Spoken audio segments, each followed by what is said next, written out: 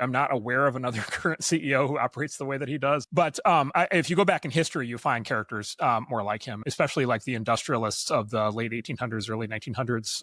People like Henry Ford or Andrew Carnegie or Thomas Watson, who built IBM. If you go back and read the biographies of people like that, Andrew Mellon, Cornelius Vanderbilt, like those guys ran very similar to the way that Elon runs things. The top line thing is just this incredible devotion from the leader of the company to fully, deeply understand what the company does and to be, completely knowledgeable about every aspect of it and to be in the trenches and talking directly to the people who do the work, deeply understanding the issues and, being the lead problem solver in the organization. And basically what Elon does is he shows up every week at each of his companies.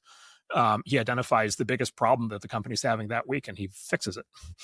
Right. And then he does that every week for 52 weeks in a row. And then each of his companies has solved the 52 biggest problems that year. And, most other large companies are still having the planning meeting, for the pre-planning meeting, for the board meeting, for the presentation, for this, with the compliance review and the legal review. And he's just like, it's this level of both like incredible intellectual capability coupled with incredible force of personality, moral authority, execution capability, focus on fundamentals.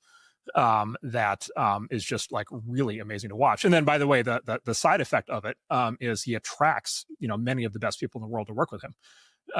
Because if you work with Elon, like the expectations are through the roof in terms of your level of performance, and he is going to know who you are, and he is going to know what you've done, and he's going to know what you've done this week, and he's going to know if you're underperforming, and he may fire you in the meeting if you're not carrying your weight. But if you are as committed to the company as he is and working hard and capable, many people who have worked for him say that they had the best experience of their lives when they were working for him. And so then there's this attraction thing, and that's why I think his companies compound the way they do. And people look at this from the outside and they're like, how can people tolerate this guy and da da da da da. And inside the company, people are like, finally.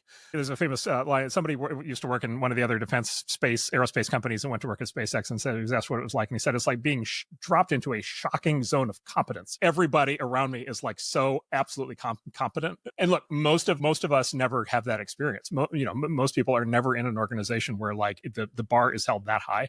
And as a consequence, the competence level is so high and stays so high and even rises over time. And again, to his massive credit, he has been able to do that repeatedly. And I don't know if he'd agree with this, but the way I think about it is he actually delegates almost everything. Like he's not involved in most of the things that his companies are doing. He's involved in the thing that is the biggest problem right now until that thing is fixed. And then he doesn't have to be involved in it anymore. And then he can go focus on the next thing that's the biggest problem for that company right now.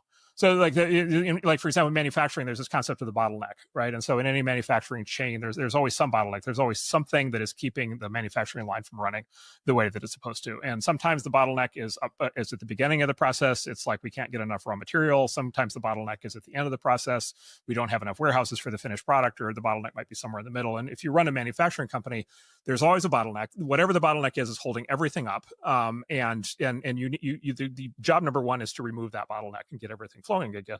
And I think he basically has universalized that concept. And he basically looks at every company like it's, some sort of conceptual assembly line, sometimes a literal assembly line, making cars and rockets. And basically any given week, there's a bottleneck.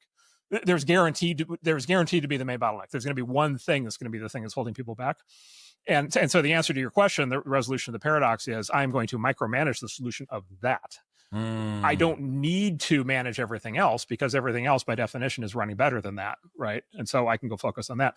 The other part of it that is so compelling, and this is where I think a lot of especially non-technical CEOs would really struggle to implement the method, is he really, when he identifies the bottleneck, he goes and he talks to the line engineers who understand the technical nature of the bottleneck. And if that's people on a manufacturing line, he's talking to people directly on the line. Or if that's people in a software development group, he's talking to the people actually writing the code. Right. So he's not asking the VP of engineering to ask the director of engineering, to ask the manager, to ask the individual contributor to write a report for, that's to be reviewed in 3 weeks. He doesn't do that. What he does is he goes and personally finds the engineer who actually has the knowledge about the thing. And then he sits in the room with that engineer and fixes the problem with them. Right. And again, this is why he inspires such incredible loyalty from the especially the technical people who he works with, which is they're just like, wow, if I'm up against a problem that I don't know how to solve, freaking Elon Musk is going to show up. I can call on the guy that owns the company. Freaking Elon Musk is going to show up in his Gulfstream, and he's going to sit with me overnight in front of the keyboard or in front of the manufacturing line, and he's going to help me figure this out. And this is the thing. It's like, okay, you're like a normal CEO running a normal company. Like, how can you possibly compete with that?